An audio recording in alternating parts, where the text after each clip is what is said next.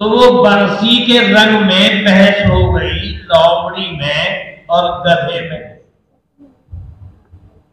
बाहर इलाकों में उसको बरसी भी कहते थे।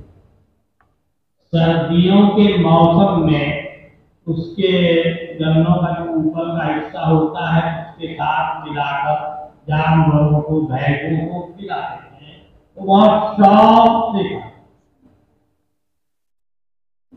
और वो हिदायत जितने लाते और साजिश में जो आया है अल-रतबा जो आया है इसका तर्जमा गणना लोगों ने किया है और मेरे ख्याल में वो किसी शरह ने भी उसको हल नहीं किया। लेकिन उस बहस में मजमुउल अनहुर ने कहा है कि वो मिस्र की ज़बान में बिरसीम है और ये मिस्र की ज़बान है, मिस्र की ज़बान में ये रतबा बिरसीम को है। बाकी जो हिदायत की जो अरबी में शुरुआत है किसी ने नहीं लिखा, अगर के मजमुउल अनहुर तो उसकी शरह नहीं है मगर फिर की किताब तो हरे रंग की होती है। वो हमारे यहाँ भी गांव में उसे परसी कहते हैं, वो बोलते हैं बिरसीम अरबी में कहते थे। तो वो बरसी के रंग में बहस हो गई लोमड़ी में और गधे में कि इसका रंग कैसा था। लोमड़ी कह रही है कि इसका रंग है हरा, गधा कह रहा है कि पीला। वो अपनी दलील दे रही है लोमड़ी, लोमड़ी जानते होंगे, हाँ यहाँ भी बोलते हो, और गधा अपनी दलील पेश कर रहा है कि ये तो दर्द है, फैसला नहीं हो पा रहा। भाई बादशाह के पास शेर के पास चले, ये बादशाह फैसला करे। बादशाह के सामने मुकदमा हुआ, दोनों बातें पेश कर दी गई। लोमड़ी ने कहा मैंने यूं कहा और इसने ये कहा कि ये पीला है। बादशाह ने फैसला किया, लोमड़ी को फांसी दे दी है। अब लोमड़ी बड़ी परेशान क्योंकि वो उसका रंग सब्ज ही है, हरा ही है। कहने लगी लोमड़ी शेर से बादशाह से, ये क्या बादशाह है, बरसी का रंग सब्ज हरा नहीं है कि हाँ है, कि फिर मुझे फांसी की सजा, कत्ल की सजा क्यों? कि इस वजह से नहीं कि तुम्हारी बात गलत है, तो दूसरी वजह है जो तुम्हें फांसी की सजा दी जा रही है कि वो क्या है बादशाह जी, तुझे किसने कहा था गधे से बहस करने को? गधे से बहस करने को तुझे किसने कहा था? वो तो बहस के लायक नहीं है। भाई बहस करनी है उससे करो जिससे बहस की जा सकती। गधा तो बहस करने का अहल नहीं है, लिहाजा फांसी का हुक्म हो गया भाई उसके। इतनी बात समझ में आ गई होगी,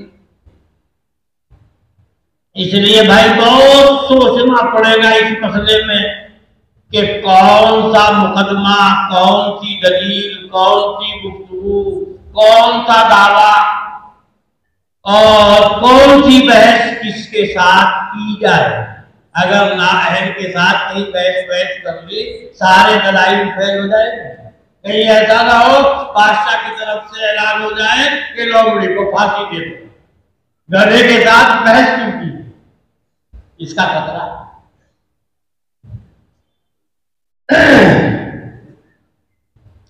कुछ समझ में आया? आया कुछ? इसलिए गधों के साथ बहस और जो आदमी इसका अहल नहीं हो कि उससे बहस की जाए और गुफ्तगू की जाए, उससे गुफ्तगू करने से कोई फायदा नहीं। अब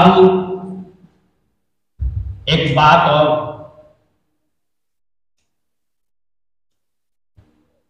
बाज चीजें तो ऐसी होती हैं कि उसके अंदर तजस्सी और टुकड़े किए जा सकते। मौलवी तो समझ रहे होंगे मेरी बात, तजस्सी, और दूसरे लोगों को समझ में, वो बात चीजों में टुकड़े और तकसीम हो सकती है, बात चीजों में बहुत, जैसे अल्लामा शामी ने रद्दुल मोहतार में बहुत से मकामात पर लिखा है, हाफिज इब्नुल हुमाम कलफादा दरजतल इज्तिहाद, इब्ने हुमाम मुजतहिद दर्जे इज्तिहाद पर है, भी वो मुजतहिद, बहुत बड़ा आलिम है। इज्तिहाद ऐसी चीज है कि जिसमें तजस्सी चाहिए, यानी एक आदमी कुछ मसाइल में किसी की तकलीद करता है, कुछ मसाइल में इज्तिहाद करता है, इसको कहते हैं तजस्सी। जहां उन्होंने बाद मसाइल में तकलीद नहीं की, इज्तिहाद किया, वो इज्तिहाद कर, तजस्सी उसमें होती है। और बाद के मौकों पर वो जो हमारा मसलक है हनफिया का, उसके खिलाफ उन्होंने कहा और उसके ऊपर बहुत सारे दलाइल भी पेश किए, और उनके बहुत सारे शागिर्द हैं, बड़े काबिल हैं सारे, और सारे बड़े आशिक भी हैं अपने। हर शागिर्द इब्ने हुमाम का अपने उस्ताद को खुदा, जैसे इमाम अबू हनीफा रहमतुल्लाह अलैह के शागिर्द बड़े बड़े मुज्तहिद हैं, सबके सब फिदा है।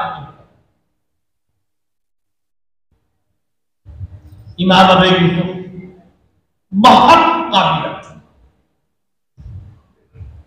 गुस्ताखी की माफी चाहता हूं, मैं किताब में भी लिखा, वो साबित भी किया है, इमाम अबू हनीफा के बाद अइम्मा मुज्तहिदीन में इमाम अबू यूसुफ का सानी मुझे नहीं मिलता है। इतना बड़ा मुज्तहिद इमाम अबू यूसुफ, इमाम अबू हनीफा के तला मिला, बहुत बड़े मुज्तहिद। हजरत इमाम मालिक रहमतुल्लाह अलैह बहुत बड़े मुहद्दिस भी हैं, मुसल्लम, बड़े मुज्तहिद हैं। इमाम अबू हनीफा ने भी उनकी तारीफ की, उन्होंने भी इमाम अबू हनीफा की बहुत तारीफ की। इमाम अबू हनीफा के इंतकाल के बाद एक शहर में मुलाकात हुई इमाम अबू यूसुफ रहमतुल्लाह अलैह की, तो इमाम अबू यूसुफ ने पूछा, हजरत सजदे सहव क़ब्ल सलाम है या बाद सलाम? उन्होंने कहा कि अगर नमाज में ज्यादती हो जाए तो क़ब्ल सलाम है, कमी हो जाए तो बाद सलाम है। कि अगर हजरत एक ही नमाज में एक जगह पर कमी और एक जगह पर ज्यादती हो जाए तो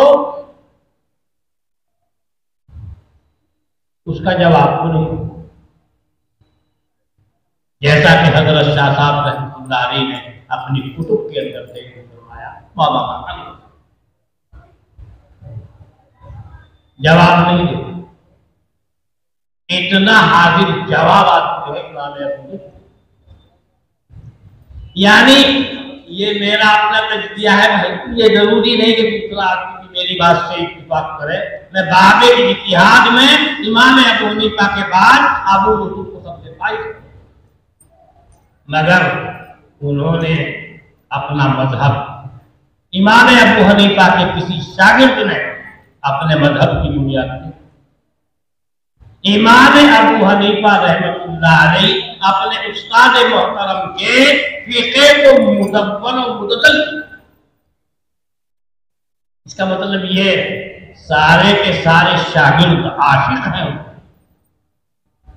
हज़रत इमाम मोहम्मद रहमतुल्लाह अलैह हो, हज़रत इब्न ज़ियाद हो, इमाम जुफर हो, और 40 लोग जो मकाम इज्तिहाद बड़े बड़े मुज्तहिद सब खिदमत में लगे।